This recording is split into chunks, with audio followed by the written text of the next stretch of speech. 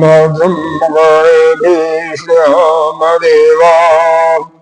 भद्रं वसेमोक्षवीर्यजत्रा स्त्रियङ्गै तुष्टवान् शस्त्रनोभिः वशेन देवहितं वदायुः।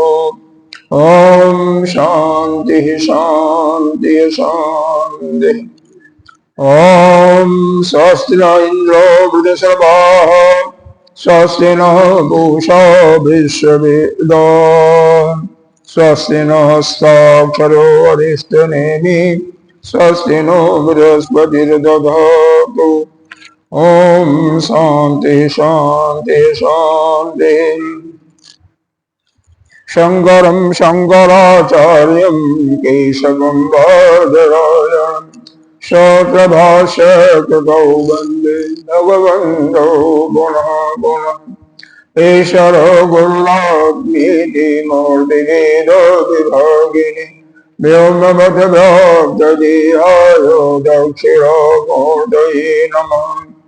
अखण्डमण्डलाकाशं चराचरं तत्पदं दर्शितमजेन तस्मै श्री गुरुवे नमः।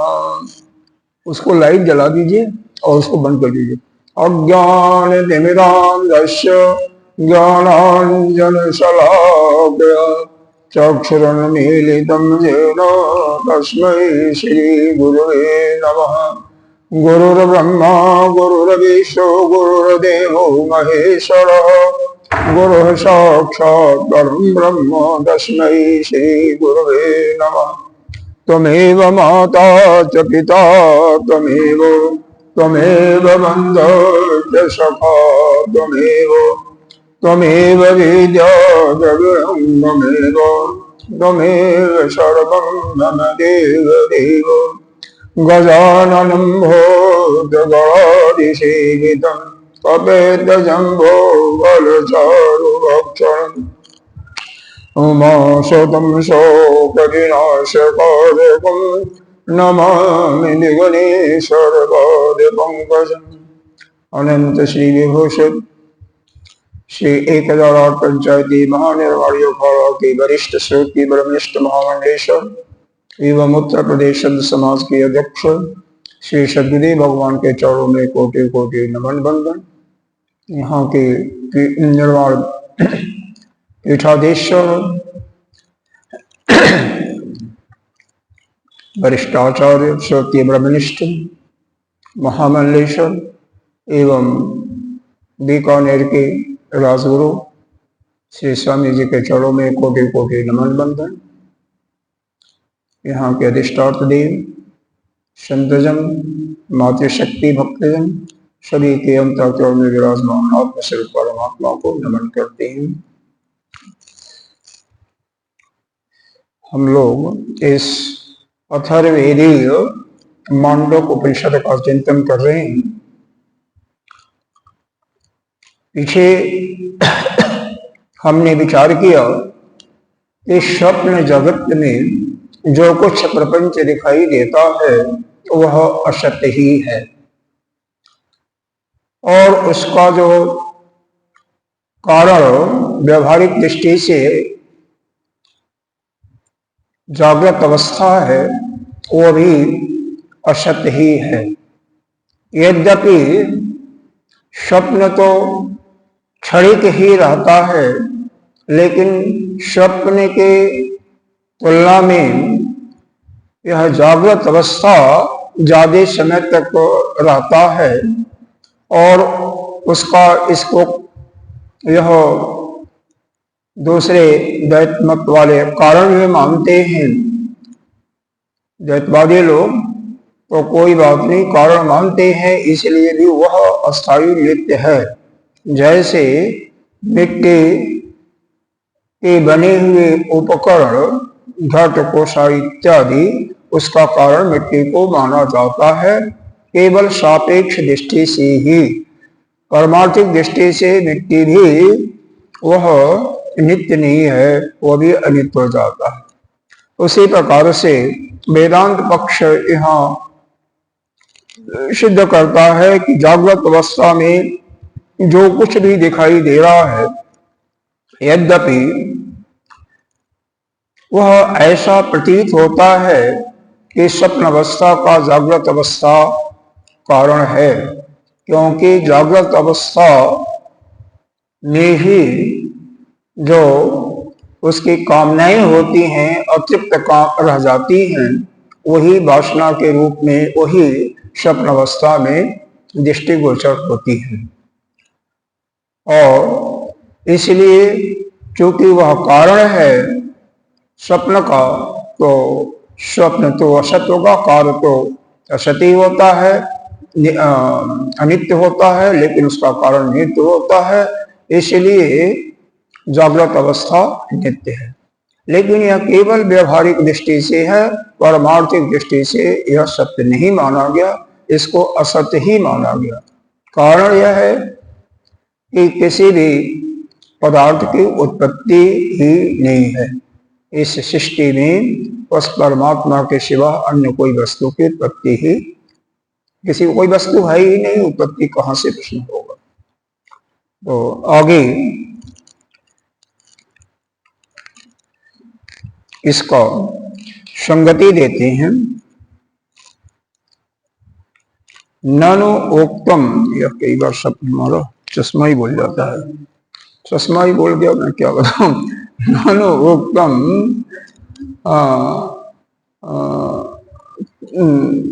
त्वयैव स्वप्नो जागृतम कार्यम इति। पूर्व पक्षी यानी कह रहा है, यानी यह शंका उत्पन्न हो रहा है कि आपने क्या चीज, हाँ नहीं 40 है, हाँ 40 और 41 होगा, मैं कुछ गलत पढ़ रहा था। हाँ अकेले चश्मा छूट गया कपड़े में, हाँ कोई बात नहीं। हाँ और लाइट नहीं है, कोई लाइट तो जल रही है, थोड़ा सा उसको हल्का सा खोल देंगे, लाइट नहीं आ रही है इसको, क्योंकि हल्का सा खोलना, चश्मा नहीं है ना, हाँ तो ये लेना पड़ेगा, चाबी ले लो, मिल जाएगा, पूरी से काम चल जाएगा, लेकिन मिल जाएगा तो ठीक है, बस ठीक है। परमार्थ तस्तु न कश्चित केन चिदपि प्रकारेण कार्य कारण भाव उपपद्यते कथम। बिस्तर पर होगा वही चारपाई पर। यह भाष्यकार संगति देते हैं,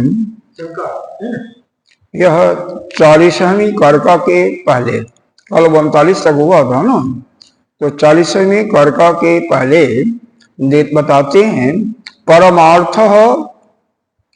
परमार्थात तु न कश्चिद केन चिदपि प्रकारेण कार्य कारण भाव उपपद्यते।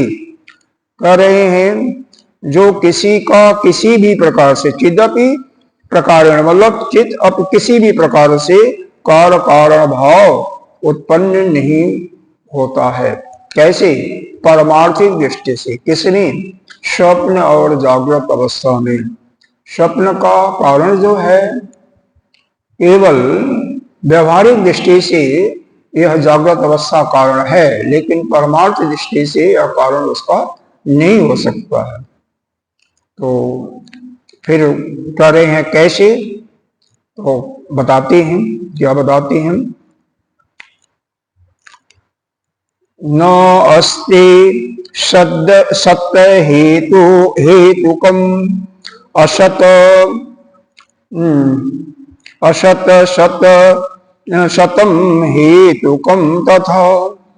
सत, हाँ न न हाँ चलिए देखिए, नस्तो सत हेतुकम सत असत, न सत न नहीं, न अस न नास्ति नस्ति नास्ति असत हेतुकम सत, नास्ति असद हेतुकम असत, न सत असत हेतुकम तथा, सत च सद हेतुकम नास्ति, नास्ति सद हेतुकम सतकृतः कुतः, सतकुतः। हाँ देखिए यहाँ पर क्या बताया जा रहा है, न अस्ति असत हेतुकम, यहाँ पर संधि में अ छिपा हुआ है, तो अ को जब तक संधि नहीं करेंगे तब तक वो समझ में आपके नहीं आएगा। न अस्ति असत हेतुकम, हेतुकम मतलब कारण होता है, ठीक है ना। हाँ असत मतलब असत पदार्थ हो, हाँ न अस्ति असत हेतुकम असत मतलब जो असत पदार्थ है यानी जो अविद्यमान है वह अविद्यमान वस्तु का कारण नहीं हो सकता है। और क्या है, असद असत सत हेतुकम तथा, और इसी प्रकार से सत पदार्थ ही, न तो सत पदार्थ ही असत कारण वाला है, मतलब वो असत पदार्थ जो है न तो असत का कारण हो सकता है न तो सत का कारण हो सकता है। कहने का अभिप्राय इनका यह है कि असत पदार्थ से न तो सत पदार्थ उत्पन्न होता है और न तो असत पदार्थ उत्पन्न होता है। क्यों ऐसा कहा गया कि माध्यमिक जो है वह यह मानते हैं, जो बौद्ध धर्म वाले हैं शून्यवादी, माध्यमिक वालों का यह कहना है कि शून्यवादी है ना वो, कि असत से असत की ही उत्पत्ति होती है, असत से असत की उत्पत्ति होती है। और वहीं पर योगाचार्य यह कहते हैं नहीं, यह संसार जो है क्षणिक विज्ञानवाद है। क्षणिक विज्ञान का बाद का तात्पर्य है कि असत से सत की उत्पत्ति होती है, क्योंकि क्षण क्षण में परिवर्तन होता जाता है। तो उसी को यहाँ पर यह कहा जा रहा है, न लगा दिया कि मतलब ऐसा नहीं होता है।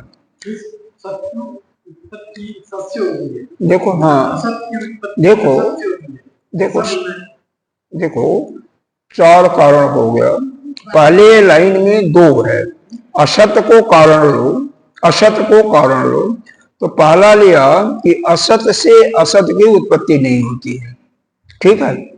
दूसरा लिया असत से सत की उत्पत्ति नहीं होती है, इसको माइंड में बैठा लो। फिर नीचे वाले पंक्ति में सत से सत की उत्पत्ति नहीं होती है और फिर बाद में सत से असत की उत्पत्ति नहीं होती है। असत ले लो और असत से न तो असत की न तो सत की उत्पत्ति होती है, सत से न तो सत की उत्पत्ति होती है और न सत से असत की उत्पत्ति, बस सीधी सी बात है। उसके सामने बुद्धवादी है वो सत से सत की उत्पत्ति होती है और असत से असत की उत्पत्ति होती है, ऐसा बुद्धवादी नहीं होती है ना, यह यहाँ पर कहा जा रहा न नहीं, यह उत्पत्ति नहीं हो सकती है। दूसरे प्रकार से इसको यह कह सकते हैं, असत पदार्थ से, अगर एक लाइन में कहना न तो सत से न असत से किसी वस्तु की उत्पत्ति होती है एक लाइन में, और वैसे कहा जाए तो असत से न तो सत की उत्पत्ति न असत की उत्पत्ति, ठीक है। और इसी प्रकार से दूसरे लाइन में, नीचे वाले लाइन में कहा गया न तो सत से सत की उत्पत्ति होती है न तो सत से असत की उत्पत्ति होती है। यह क्यों कहा गया, ये चार सिद्धांत क्यों बताए गए, यह पीछे चारों सिद्धांतों का खंडन हो चुका है। समस्या यह है ना कि वह याद नहीं रहता है, हाँ, पीछे ऊपर वाली पंक्ति में यह बौद्ध धर्म वाले जो माध्यमिक और विज्ञानवादी हैं उनके सिद्धांतों को लिया गया और उनके सिद्धांतों का खंडन किया गया कि माध्यमिक ये जो कहते हैं शून्यवाद का समर्थन करते हैं कि यानी असत से असत की उत्पत्ति होती है। शून्यवाद का तात्पर्य ही होता है। विज्ञानवाद जो योगाचार्य है वो यह कहते हैं कि असत से सत्य की उत्पत्ति होती है। तो इन दोनों मतों का खंडन इस कारिका के माध्यम से बताया जा रहा है। न असत हेतुकम असत और क्या सत असत हेतुकम तथा, मतलब असत से असत की उत्पत्ति नहीं होती ऐसा कहने से माध्यमिक वालों का खंडन हो जाता है। फिर यह कहा जाता है असत से सत की उत्पत्ति नहीं होती है तो इससे योगाचार वालों का खंडन हो जाता है। अगली लाइन में सत च सत हेतुकम नास्ति, सत्य पदार्थ से सत्य की उत्पत्ति नहीं होती है। किसका मत था? सत्य से सत्य की उत्पत्ति किसका मत था? सांख्य दर्शन का। और उसका पीछे खंडन किया था किसने?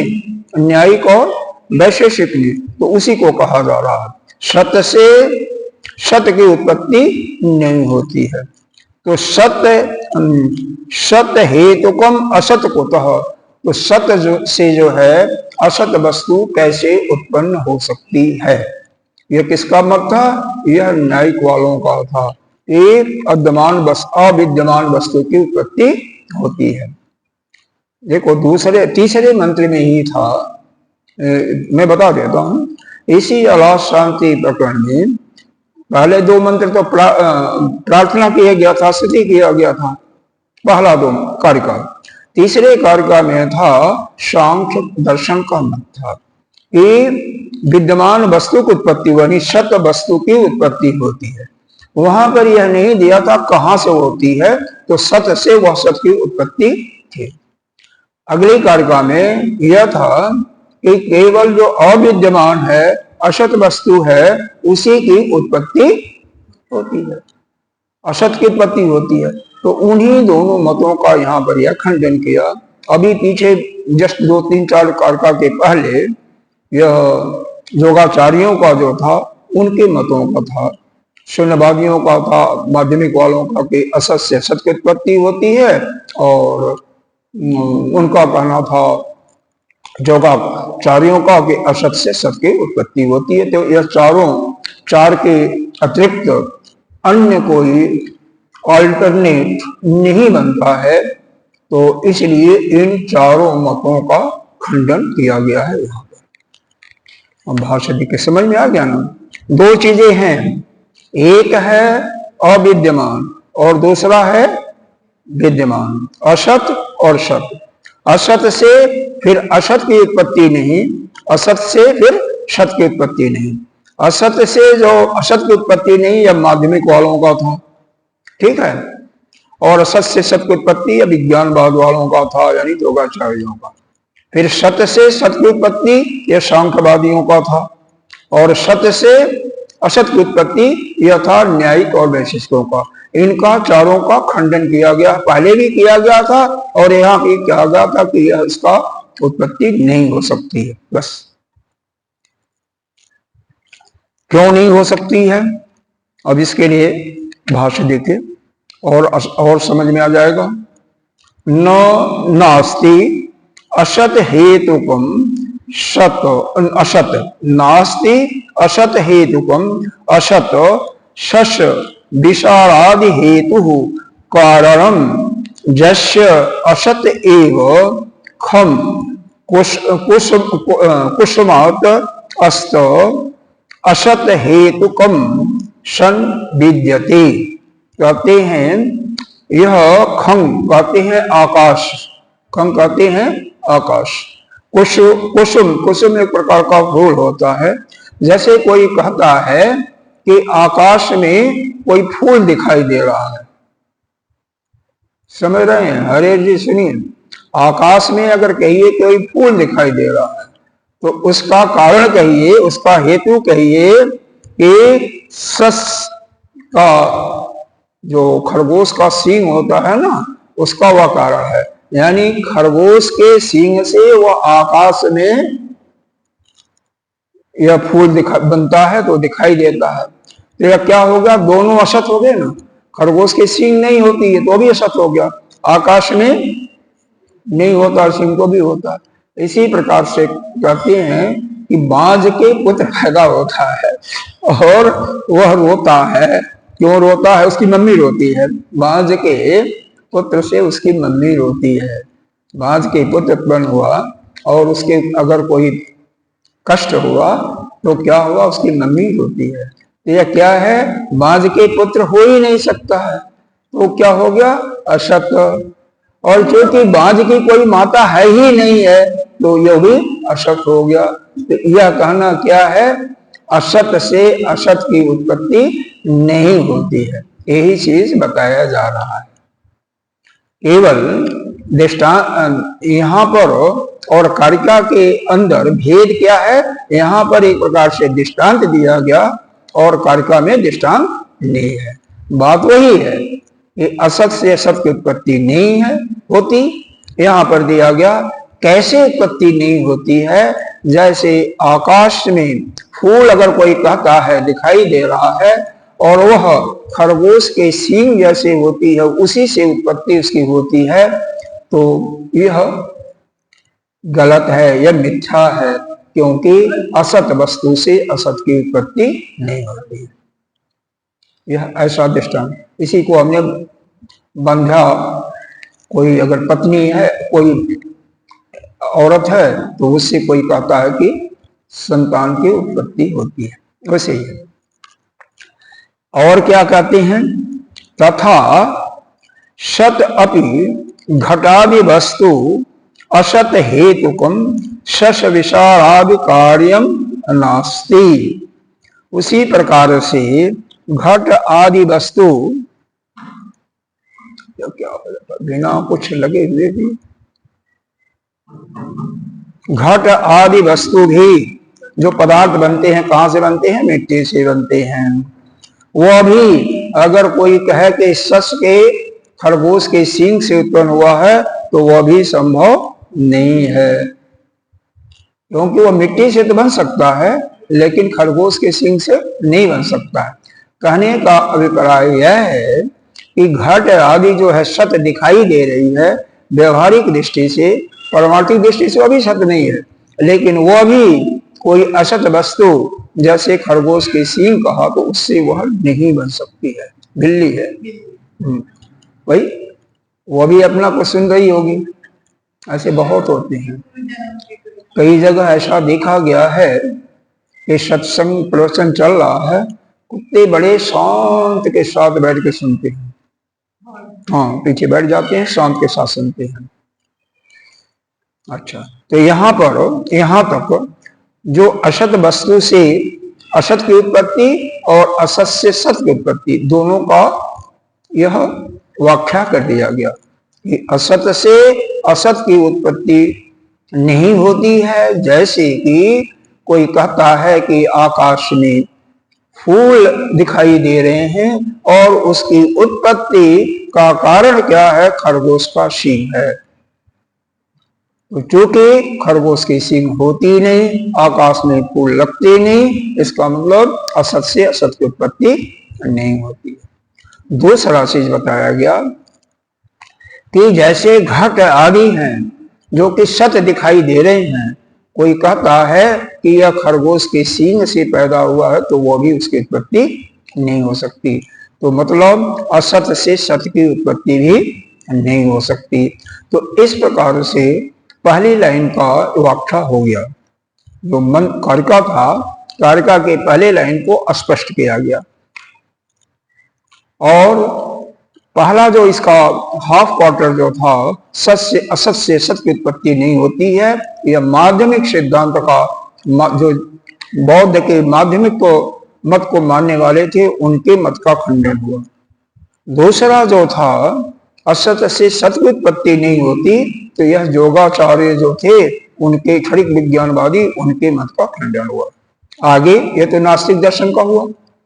आगे जो भाष्य है, दूसरी पंक्ति जो है, नीचे वाली पंक्ति है, उसको बता रहे हैं कि सत से सत की उत्पत्ति नहीं होती और सत से असत की उत्पत्ति नहीं हो सकती है। तो इसके लिए देखो, तथा ये क्यों हो गया, तथा सत च विद्यमानम, सत का अर्थ किया जो विद्यमान है, घट आदि, विद्यमान घट आदि, अवंतर कार्यम नास्ति। इसी प्रकार सत्य यानी जो विद्यमान घट आदि हैं, किसी अन्य सद वस्तु का भी कार्य नहीं है। यह व्यवहारिक दृष्टि से यह घड़ा आदि आप कहते हैं मिट्टी का कार्य है, लेकिन परमार्थिक दृष्टि से यह किसी का कार्य नहीं है। देखिए यहाँ पर किसी वस्तु का क्यों कह देते हैं, बड़े इत्मीनान के साथ, बहुत दृढ़ता के साथ यह सिद्धांतवादी क्यों कहता है, क्योंकि इसका परिभाषा दिया गया है कि जो तीनों काल में है, तीनों काल में, यानी काल, वस्तु और देश से जो अपरिच्छिन्न है वही नित्य होता है, वही सत्य होता है। तो यहाँ पर घट आदि यह काल के दृष्टि से अपरिच्छिन्न नहीं है, क्योंकि अभी है, 10 साल के बाद नहीं रहा होगा, 10 साल के बाद भी नहीं रहेगा, इसलिए ऐसा कहा जा रहा है। यह श्रुति में इसका डिफिनेशन हर एक का आया है, परिभाषा दिया गया है। काल की परिभाषा क्या है, जो कि किसी भी मतलब हमेशा जो विद्यमान है, भूत भविष्य वर्तमान में, वही नित्य है। इसीलिए तो ब्रह्म को सत्य क्यों कहा गया, कि वह काल के दृष्टि से भी, वस्तु के दृष्टि से भी और देश के दृष्टि से भी अपरिच्छिन्न है। क्योंकि काल के दृष्टि से वह सृष्टि के प्रारंभ में था, अभी भी है, सृष्टि का प्रलय कई बार होता है, तब भी रहेगा, अंत में रहेगा। यहाँ भी है, स्वर्ग में भी है, अमेरिका में भी है, पाताल में भी है, वस्तु माइक में भी है, पुस्तक में भी है, दीवार में भी, हर जगह कण कण में विद्यमान है। इसीलिए उस परिभाषा के अनुसार ही वह केवल एक ही खड़ा उतरता है कि देश काल वस्तु से अपरिच्छिन्न केवल एक ब्रह्म है। उसके अतिरिक्त जितने भी पदार्थ आपको भाषित मालूम पड़ते हैं, भाषित होते हैं, वह सब क्या है, देश काल और वस्तु से परिच्छिन्न, काल से ही परिच्छिन्न है, देश वस्तु तो दूसरी बात है। इसीलिए उनको असत के श्रेणी में लिया गया। तो इसीलिए यहाँ पर बताया जा रहा है कि घट आदि किसी का यहाँ पर अवंतर कार्य नहीं हो सकता है, सत्य कार्य। तो जब ऐसा है, सत से असत से सत की, अरे सत से सत की उत्पत्ति नहीं होती है, ये किसका मत था, इसका था यह जो कपिल मुनि का जो था ना, क्या कहते हैं, सांख्य दर्शन वालों का। सांख्य दर्शन वालों का क्या मत था, तीसरे कारिका में आया कि विद्यमान वस्तु की उत्पत्ति होती है, यानी सत पदार्थ की उत्पत्ति होती है। तो वह खंडन हो गया कि सत पदार्थ की उत्पत्ति भी नहीं होती। पहले भी खंडन किया था, पहले किसने किया था, न्यायिक वालों ने किया था, न्यायिक वालों ने किया था।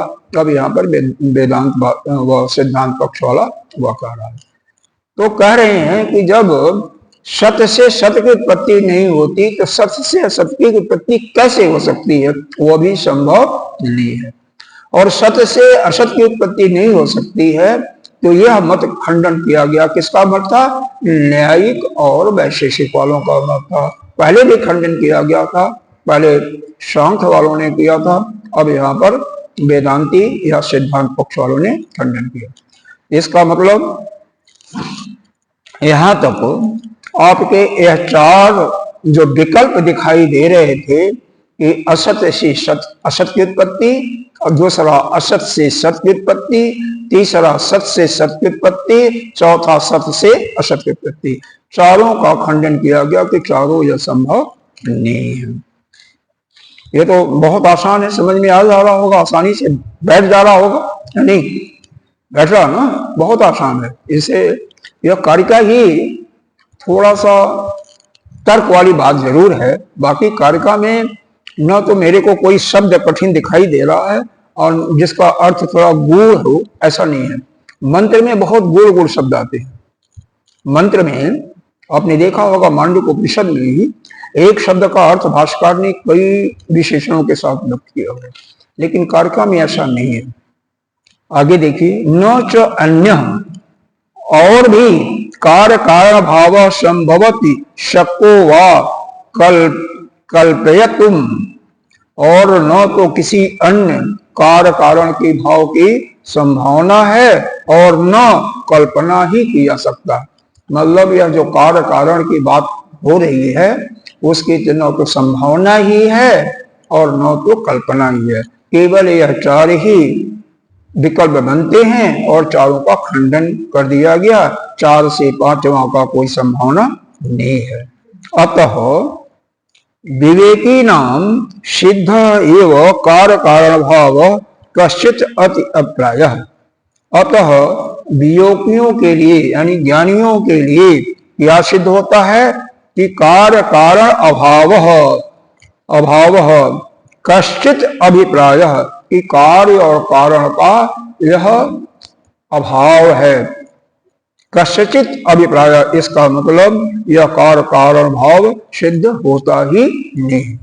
दूसरे शब्दों में इस जगत में किसी की उत्पत्ति है ही नहीं। भाई सीधी बात है, जब कार्य कारण संभव नहीं होता, किसी अन्य तरीके से भी कोई संभावना नहीं है, तो इसका मतलब इस सृष्टि में किसी वस्तु की उत्पत्ति ही नहीं है। यही यह कहलवाना चाहते थे ही आया। आगे फिर संगति लगाते हैं। पुनः अपि जागृत स्वप्नयो असतो अपि कार्य कारण भाव शंका अपनयन आह। अपनयन कहते हैं निवृत्ति करना, उसको निराकरण करना। किसी चीज का अगर निराकरण कर रहे हो, किसी शंका है कोई, उस शंका को किसी माध्यम से दूर कर रहे हो, तो उसको कहते हैं अपनयन। तो कह रहे हैं पुनः अपि, फिर भी जागृत और स्वप्न असतो अपि, जागृत और स्वप्न असत होने के बाद भी कार्य कारण भाव, कार्य कारण के अनुसार संबंध में शंका, अपने जो शंका आ रही है उसका अपनयन आह, उसका निवृत्त करते हुए फिर कहा जाता है। कार्य कारण का शंका किसको हुआ होगा? द्वैतवादियों को। भाई जिसका सिद्धांत है, शंका तो उसी को होती है ना। कि पीछे कहा भी था कि आपने एक जगह तो स्वीकार किया था कि स्वप्न अवस्था का कारण का जागृत अवस्था है। तो सिद्धांत पक्ष ने क्या उत्तर दिया था? सिद्धांतवादी ने उत्तर दिया था वह केवल व्यवहारिक दृष्टि से स्वप्न जगत का कारण जागृत अवस्था है, परमार्थिक दृष्टि से नहीं है। तो उसी को और दृढ़ करने के लिए और पुष्ट करने के लिए आगे की कारिका बताई जाती है। ठीक है ना। एक चीज मान लीजिए आपने उसको सिद्ध कर दिया, किसी का पक्ष था, उस पक्ष को आपने खंडन कर दिया, ठीक है ना।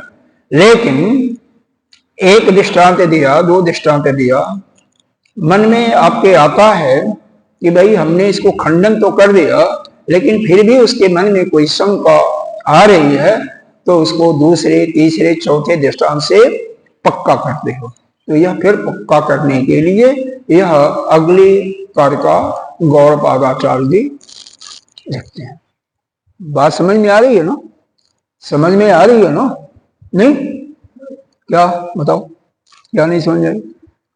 भाई दो ही चीज हुआ।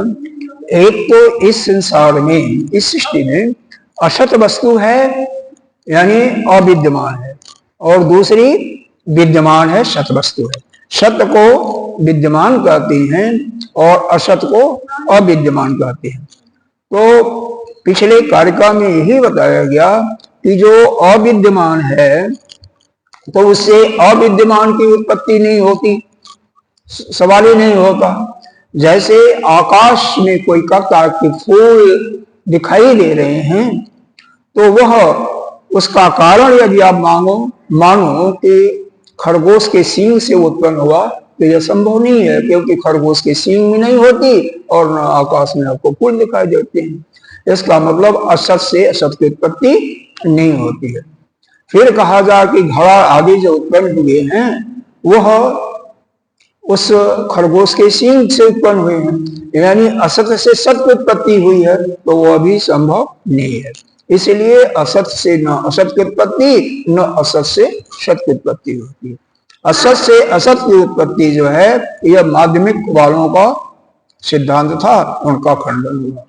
और असत से सत की उत्पत्ति ये क्षणिक विज्ञानवाद वालों का, उनके मत का खंडन हुआ। यानी दोनों विचार यह नास्तिक वालों का था, जो बौद्ध धर्म वालों का। अब फिर सत से सत की उत्पत्ति है नहीं होती है बताया गया। यह किसका मत था? यह पहले भी खंडन किया गया था। यह था सांख्य दर्शन वालों का।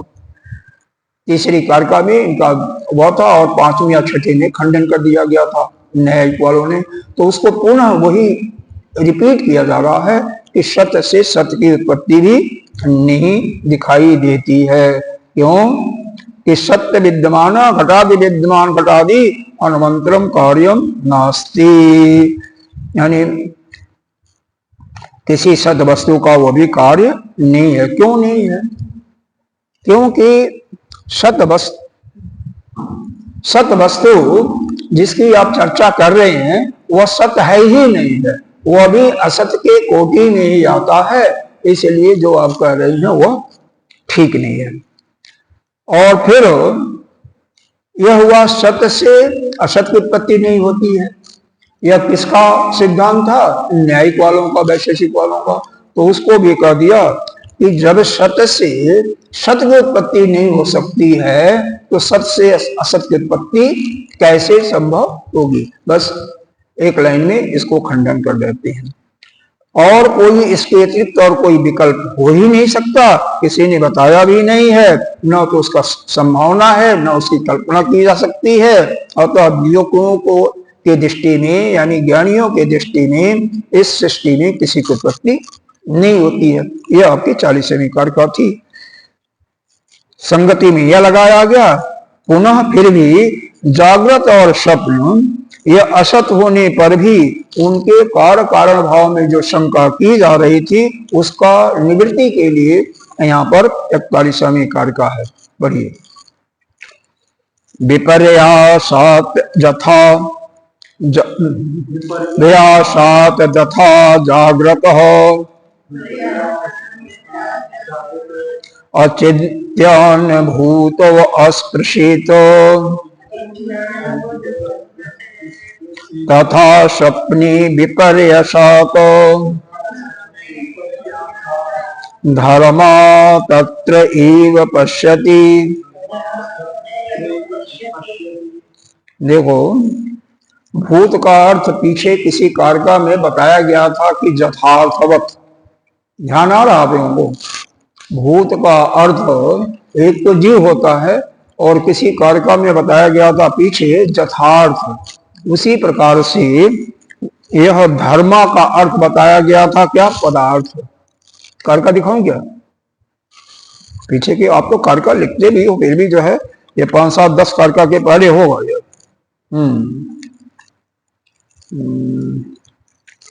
बहुत पीछे होगा यह।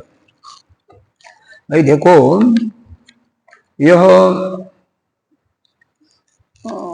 पीछे का तो ध्यान रखना पड़ेगा ना, नहीं तो फिर देखो, धर्मा शब्द है 31वीं कारिका में आया है। उसका अर्थ क्या लगाया गया? पदार्थ लगाया गया। उसके पहले वाले कारिका में यह होगा, पहले वाली या दूसरी और पहले के कारिका में होगा भूत। किस कारिका में है? 17वीं में, पता नहीं, देखना पड़ेगा। 17वीं में हो सकता हो, 17वीं में नहीं है, नहीं है।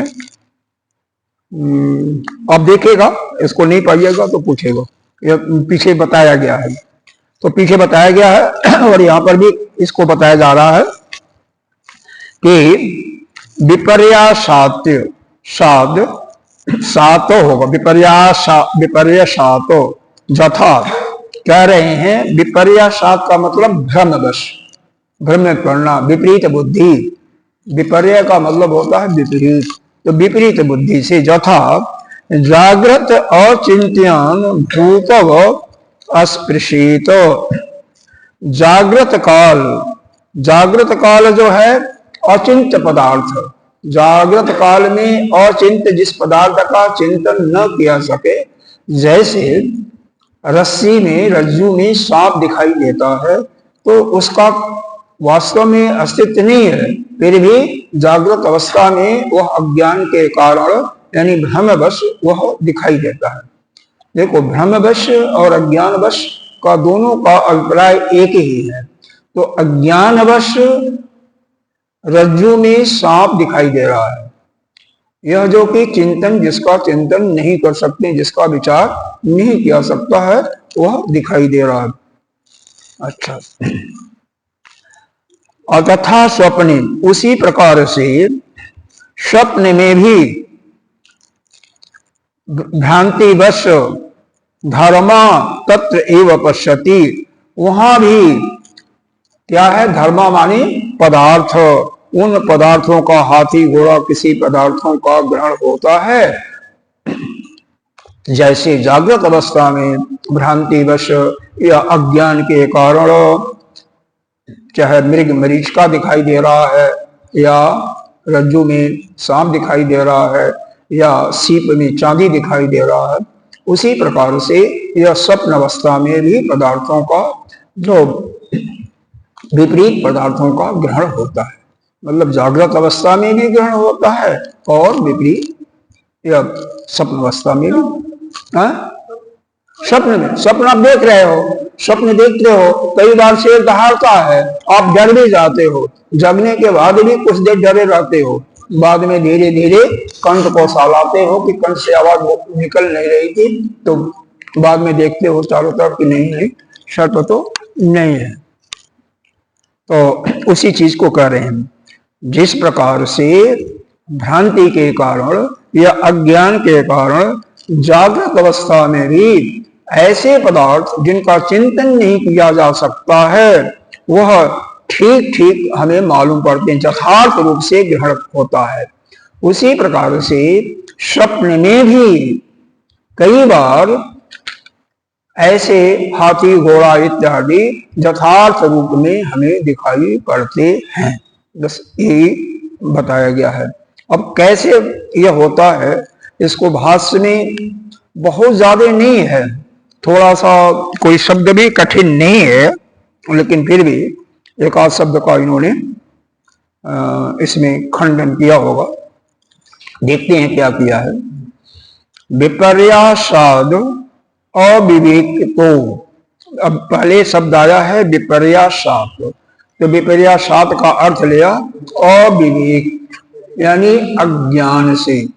विपर्यासात का मतलब भ्रम, या यहाँ पर लिखा अविवेक मतलब अज्ञान से।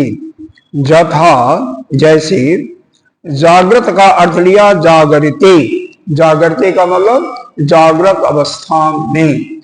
तो जैसे जागृत अवस्था में अचिंत्य न अभाव न शक्य अचिंतनीयान रज्जु सर्वाधीन भूत वह परमार्थत्व स्पर्श इव विकल्पते इति अर्थः। यहाँ तक कश्चित यथा। जैसे कोई भी पुरुष है अपने अविवेक के द्वारा या भ्रम के द्वारा जागृत अवस्था में रज्जु में सांप का चिंतन करता है, रज्जु में सांप की उसकी प्रतीति होती है, या उसका चिंतन करता है, या उसके मन में ऐसा भ्रम हो जाता है कि इस रस्सी में सांप है। ऐसा जो भूत है, ऐसा जो पदार्थ है, वह कह रहे हैं परमार्थवत नहीं है, परमार्थ दृष्टि से नहीं है, बल्कि वह ऐसे मालूम होता है कि वैसे कल्पना कर रहा है, कल्पना करता हुआ सा उसको प्रतीत होता है। इसका अर्थ उसी प्रकार से तथा स्वप्ने, उसी प्रकार से स्वप्न में विपर्यासात यानी फिर अज्ञान से ही होता है ना। यहां पर शब्द दिया विपर्यासात के बाद दिया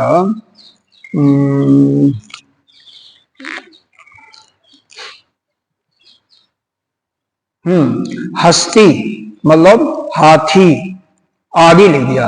देखिए विपर्यासात के बाद है हस्ती है।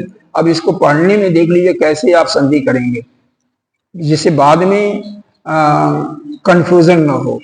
शब्द को देखिए, यह 3, 4, 6 लाइन में है। 227 पेज पर 7वीं लाइन में है स्वप्ने विपर्यासात, 7 के बाद ह ऐसे लिखा हुआ है नीचे, तो वह हस्ती है, हस्ती आदि। समझ में आया? उसको नोट कर लेना, नहीं तो बाद में भूल जाओगे, मतलब आपका दिमाग बाद में नहीं करेगा। हस्ती आदि यहाँ पर कहने का अभिप्राय यह है जैसे स्वप्न अवस्था में हाथी आदि का मतलब घोड़ा, शेर इत्यादि की प्रतीति होती है। स्वप्न में क्या देखते हो? नाना प्रकार के पदार्थों को देखते हो। और कैसे देखते हो? बिल्कुल ऐसा लगता है बिल्कुल सही है, सही शेर श्रृंगार कर रहा है, आप डर भी जाते हो, तो बिल्कुल सही। तो यहाँ पर केवल एक शब्द से वह कर दिया। अब हमारे कहने का अभिप्राय यह है कि यह जो विपर्यासात के बाद हस्ती लिखा हुआ, हस्ती आदि लिखा हुआ है, इसको कहीं नोट भी कर लीजिए, नहीं तो बाद में आपके समझ में नहीं आएगा कि यहाँ पर हाथी कैसे बताया गया, आदि कैसे बताया गया, हस्त्यादि। क्योंकि किसी भी हालत में साधारण बुद्धि से हस्ती नहीं बनती है। अगर वहां पर ई को अगर संधि लगाते हैं तो बाद में आदि आता है और ई ए का वह यह बन गया है, इसलिए वहां पर हस्ती है। ठीक है ना? तो ये सब थोड़ा, यही सब थोड़ा सा नोट करने वाली बात है, और कोई बहुत कठिन नहीं है। तो जैसे हाथी घोड़ा इत्यादि धर्मान, धर्मान का मतलब पदार्थ है, इसके रूप में दिखाई देते हैं। पश्चन एवं विकल्पयति, या देखता हुआ या कल्पना करता है। सपने में क्या कोई देखेगा? सपने में या तो देख रहा है, या ऐसा कल्पना कर रहा है, या ऐसा उसको प्रतीति हो रही है। तत्र एव पश्यति न तु जागृतः उत्पद्यमान इति अर्थः। उन्हें वह उसी अवस्था में देखता है कि न तो जागृत से उत्पन्न हुए। यहाँ पर अभिप्राय यह है कि वह जागृत अवस्था से उत्पन्न नहीं हुआ हाथी घोड़ा।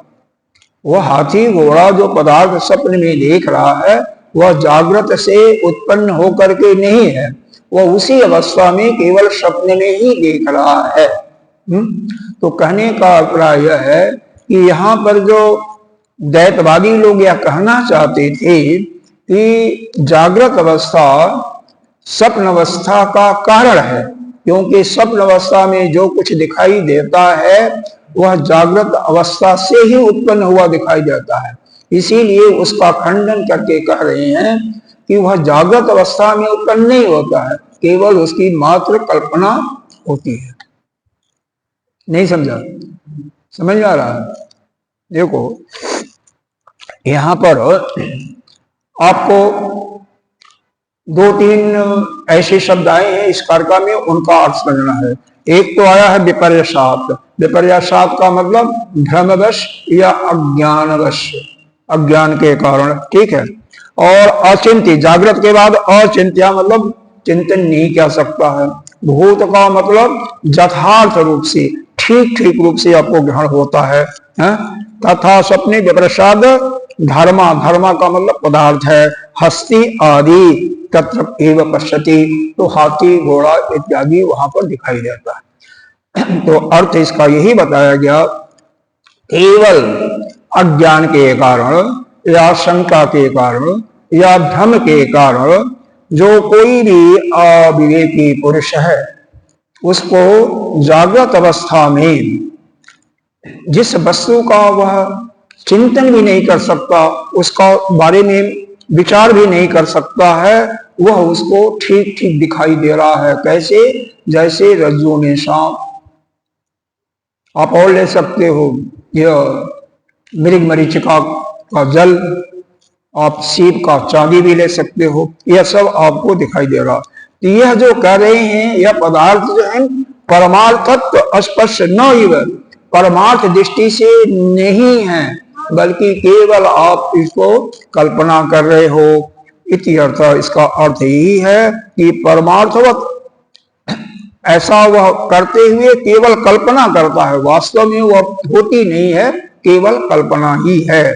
उसी प्रकार से स्वप्न में भी अज्ञान के कारण ही हाथी घोड़ा आदि पदार्थों को वह देखता है। तो यह पदार्थ जो है जागृत अवस्था से उत्पन्न नहीं होते हुए हैं। तो इसलिए इसका निष्कर्ष यह निकाला कि जागृत अवस्था स्वप्न अवस्था का कारण केवल व्यवहारिक दृष्टिकोण से है, परमार्थिक दृष्टिकोण से नहीं है। सीधा कहने का मतलब है। पहले भी इसके पहले जब कारका में डिस्कशन चल रहा था तो बारंबार सिद्धांती पक्ष ने कहा था कि हमने जागृत अवस्था को स्वप्न का कारण केवल व्यवहारिक दृष्टि से माना है, परमार्थिक दृष्टि से नहीं माना है। वहां पर स्पष्ट परमार्थिक दृष्टि का शब्द भी लाया था। यही उसी बात को पुनः दृढ़ करने के लिए यहाँ पर इस कारका में कहा गया है। थोड़ा सा इसको बैठा ना कि जागृत में, अब देखो, अब जागृत में बहुत कुछ देखते हो, सब कुछ देख रहे हो ना। अरे आदमी भी देख रहे हैं, बढ़िया बढ़िया भोजन भी देख रहे हैं, बढ़िया बढ़िया सोना चांदी इत्यादि देख रहे हैं। तो यह सब कुछ जो हम देख रहे हैं, यह मानो कि केवल हम अज्ञान के कारण या भ्रम बस जागृत अवस्था में भी सबका दे रहे हैं, स्पर्श भी कर रहे हो, लेकिन यह सब केवल अज्ञान के कारण है। क्योंकि यह सब व्यवहार में है, ठीक है, व्यवहारिक सत्ता के हिसाब से सिद्धांती पक्ष इसको मानता है, द्वैत भाव को भी मानता है, लेकिन परमार्थिक भाव से नहीं। क्यों? उसका एक ही सिद्धांत है कि इस वस्तु की सत्ता जो है तीनों कालों में नहीं है। काल से यह अपरिच्छिन्न नहीं बल्कि परिच्छिन्न है, इसलिए यह सत्य नहीं है।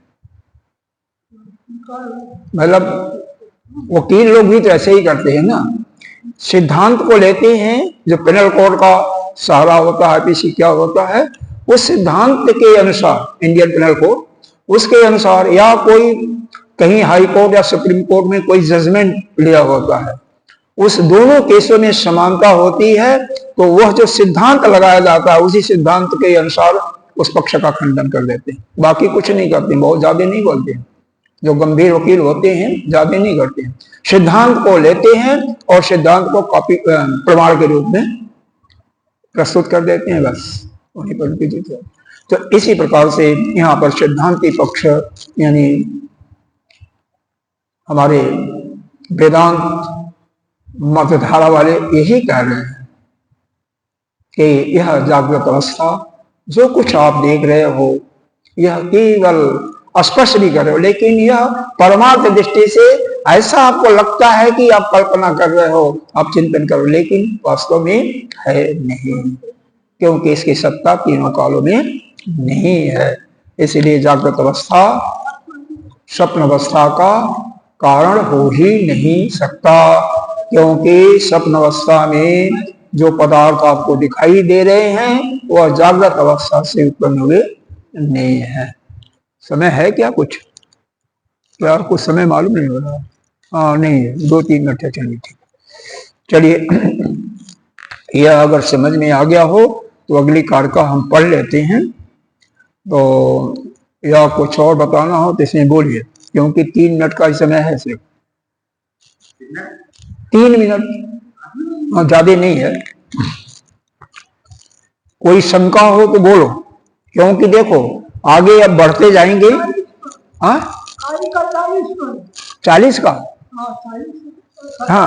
हाँ 40 की कारका में यह बताया गया था कि 4 सिद्धांत बताए गए थे। कि असत से असत की उत्पत्ति नहीं होती, क्योंकि जैसे कोई कहता है कि आकाश में फूल दिखाई दे रहे हैं और वह किससे बने, खरगोश के सींग से, तो यह संभव नहीं हो सकता, क्योंकि खरगोश के सींग नहीं हो सकती। इससे सिद्धांत निकाला कि असत से असत की उत्पत्ति नहीं हो सकती। यह किसका सिद्धांत था? माध्यमिक वालों का था, उनको खंडन किया। फिर यह था कि घट आदि पदार्थ हैं वह खरगोश के सींग से बनते हैं, तो अगर कोई कहता है तो लेकिन वह जो भी असत है, खरगोश का सींग है, तो उससे सत्य की उत्पत्ति नहीं हो सकती है। तो यह किसका सिद्धांत था? असत से सत्य की उत्पत्ति, यह योगाचार्यों का था, क्षणिक विज्ञानवाद का। तो यहाँ पर दोनों नास्तिक मतों का खंडन किया गया कि असत से न तो असत की उत्पत्ति हो सकती है, न असत से सत की उत्पत्ति हो सकती है।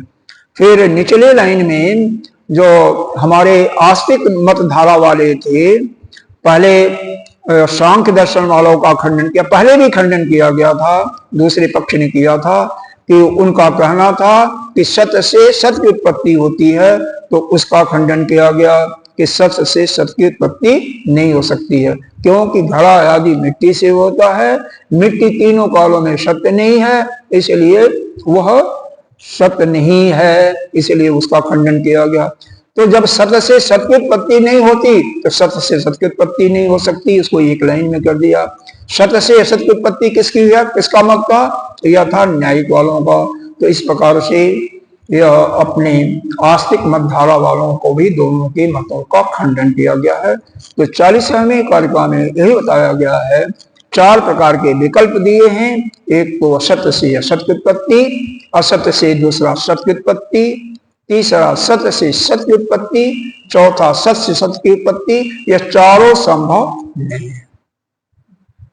पहला मत माध्यमिक वालों का, दूसरा योगाचार्य का, तीसरा इसका कपिल मुनि का, सांख्य दर्शन का, चौथा न्यायिक वालों का। ये चारों को मतों का खंडन किया गया। ठीक है, अब यहीं पर समाप्त करें।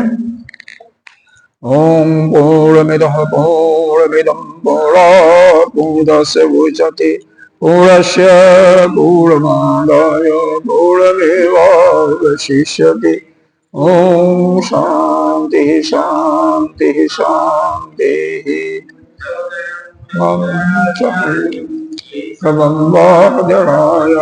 श्रोत्रभाषो वंदे भगवन्तो पुनः ईश्वरो गुरुरात्मेति।